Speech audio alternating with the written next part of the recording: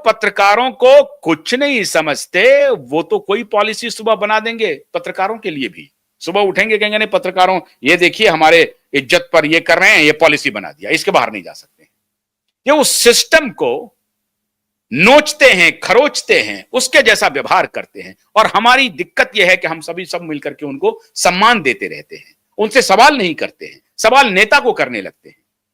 अरे नेता आज हैं, नेता की बहुत सारी रिस्पॉन्सिबिलिटी है, नेता आज हैं कल नहीं होंगे। हर जगह मोदी जी जाकर के खड़े हो जाएंगे क्या?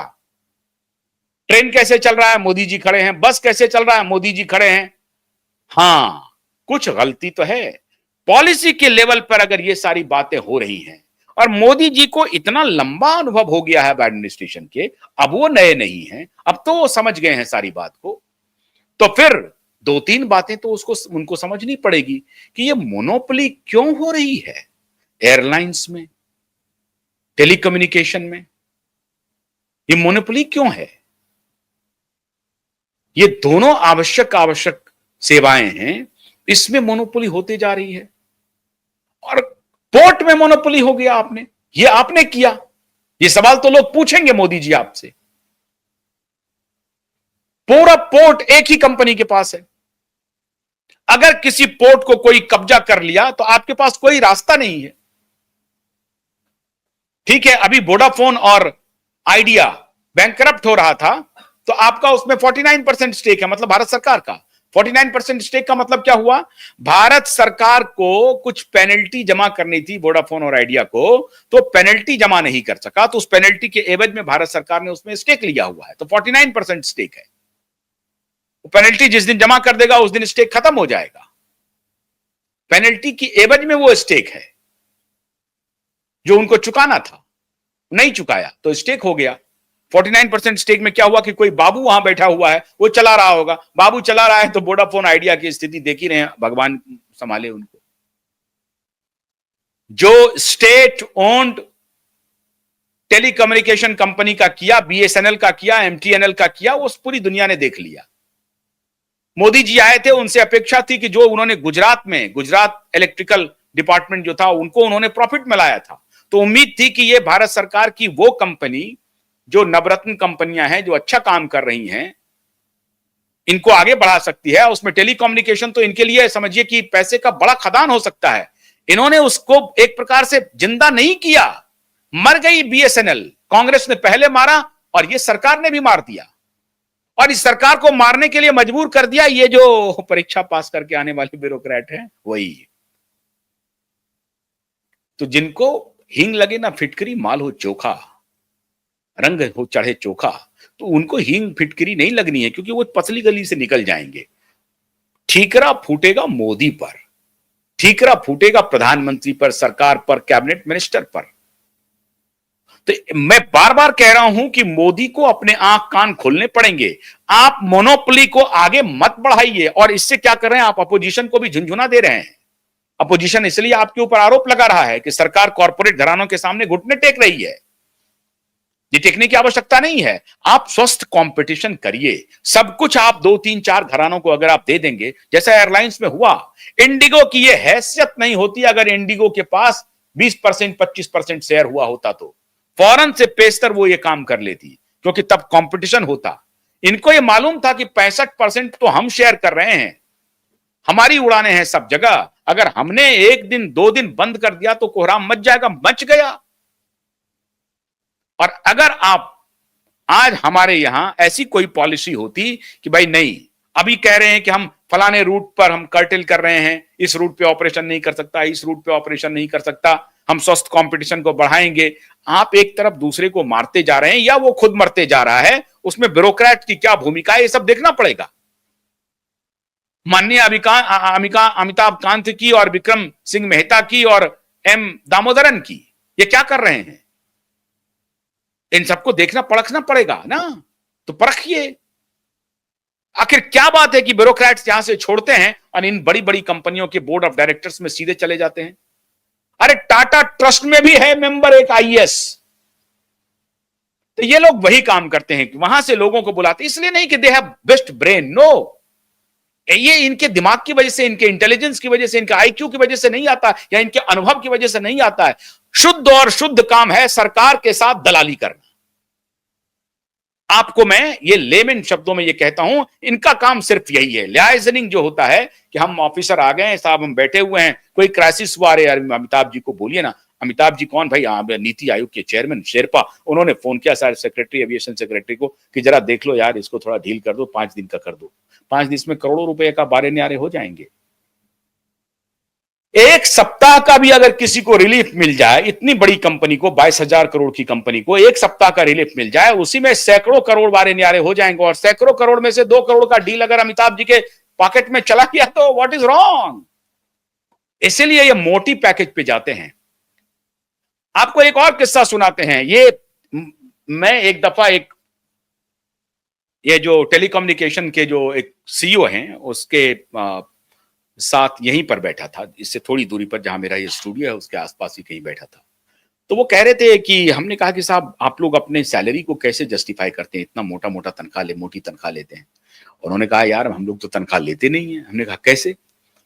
बोला फर्ज करो कि एयरटेल का 2 करोड़ ग्राहक है, सिर्फ फोन यूज करने वाला, इंटरनेट छोड़ दो आप, कॉल सर्विस वाला। अब उसको अगर मान लो कि वो 200 रुपया महीना दे रहा है या 300 रुपया महीना दे रहा है, खर्चा कर रहा है। अब 305 पैसा कर दें हम, या 301 रुपया कर दें, तो 300 वाले को अगर 1 रुपया पर मंथ का खर्चा हो रहा है तो पूछने आएगा कि मेरा 1 रुपया कौन लेके गया, ये 5 पैसा कौन लेके गया? पूछता है क्या? नहीं पूछता है। तो सिर्फ 1 रुपया और 5 पैसा का ही अगर हम इधर उधर खेल कर दें तो 2 करोड़ रुपया प्रति माह जो है सो हम खेल कर दिए। सोच लीजिए, 1 करोड़ रुपया, 10 करोड़ रुपया, 1 लाख रुपया, 2 लाख, मतलब आप उस स्केल का हिसाब से है।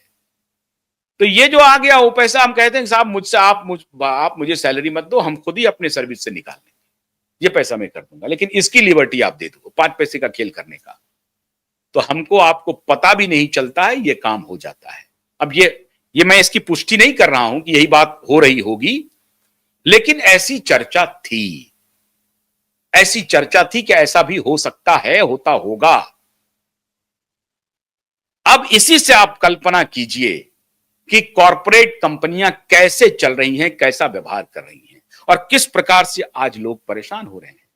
तो इसलिए सवाल यह नहीं है कि 65%, अभी लोग कह रहे हैं कि टर्किश एयरलाइंस के साथ इंडिगो ने कोलैबोरेट किया, कोड शेयरिंग जिसको आप कहते हैं कि उन्होंने किया। मेरी नजर इस पर थी कि आखिर टर्किश एयरलाइंस से ही इंडिगो का कोलैबोरेशन क्यों हो रहा है? 65% इसका शेयर पहुंच गया है, टर्किश से ही क्यों? टर्किश से अलायंस करने के पीछे कोई है क्या? हां है। एर्दोगन, टर्की के जो सर्वे सर्वा राष्ट्रपति महोदय हैं, बल्कि सब कुछ हैं, वो एर्दोगन ने जो Turkish welfare wealth fund create किया है, वेल्थ फंड जो टर्किश वेल्थ फंड है, उसमें सारा स्टेक इन्हीं लोगों का है। उनके परिवार वाले उनके चेयरमैन हैं, डायरेक्टर हैं, ये हैं, वो हैं, दामाद हैं, कोई ये हैं, इनका सारा परिवार वाला एर्दोगन का जो है वो टर्किश वेल्थ फंड में है, और उसी में से वही ऑपरेट करती है टर्किश एयरवेज को। और एर्दोगन के पीछे MI6 की खुफिया एजेंसी के लोग हैं, वो सारा कंट्रोल करते रहता है, वो नियंत्रित करते रहता है। तो इंग्लैंड का MI6 भी इससे अछूता नहीं होगा, लेकिन इसकी कड़ी डायरेक्ट आपको